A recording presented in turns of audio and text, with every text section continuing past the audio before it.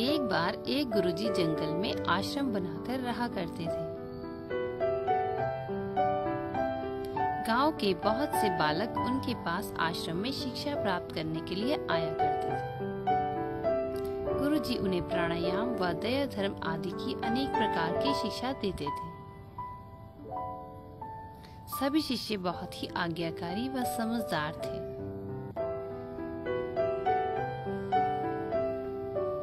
एक दिन गुरुजी ने सोचा कि इन शिष्यों में से एक को नए आचार्य के लिए नियुक्त करना चाहिए।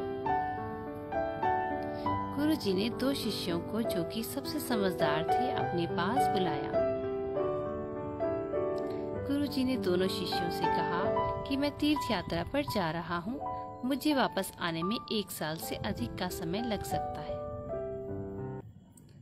गुरुजी ने दोनों शिष्यों को एक एक बोरी गेहूं दिया।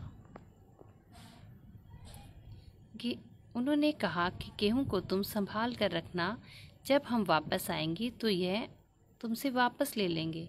यह कहकर वह शिष्यों को उचित निर्देश देकर गुरुजी तीर्थ यात्रा को चले गए। एक शिष्य ने गेहूं की बोरी पर लाल कपड़ा चढ़ा दिया और उसे पूजा कक्ष में रख दिया। वह रोज बोरी की पूजा किया करता व धूप बत्ती अगरबत्ती जलाया करता।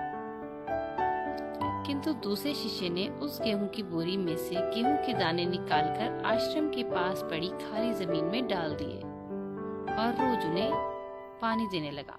रोजाना सिंचाई करने व ध्यान देने से वहां पर गेहूं की अच्छी फसल उगने लगी। कुछ समय बाद गुरुजी तीर्थ यात्रा करके वापस आए। दोनों शिष्यों ने गुरुजी का स्वागत किया और अगले दिन गुरुजी ने दोनों शिष्यों को अपने पास बुलाया। एक शिष्य गुरुजी को पूजा कक्ष में ले गया और उसने दिखाया कि किस प्रकार उसने गेहूं के दानों को संभालकर पूजा के कक्ष में रखा हुआ है। किंतु जब गुरुजी ने गेहूं के दानों को देखा तो वे सब खराब हो चुके थे व सड़ चुके थे।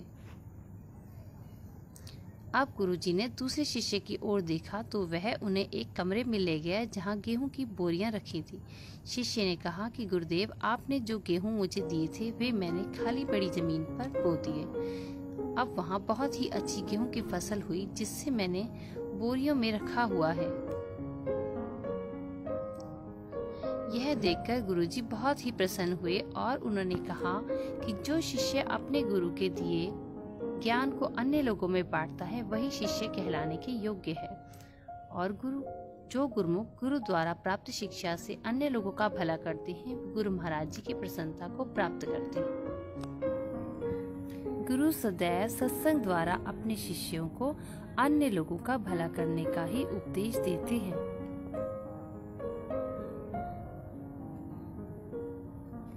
गुरु द्वारा प्राप्त ज्ञान को बांटना ही सच्ची गुरु दक्षिणा है।